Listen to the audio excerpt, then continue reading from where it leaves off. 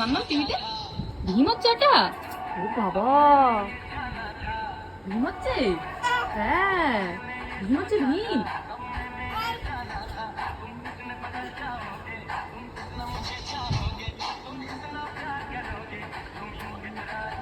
আচ্ছা এদিকে সরে এসো, সরে এসো, এখানে সরে এসো, আমার পাশে বসো, আমার পাশে বসো।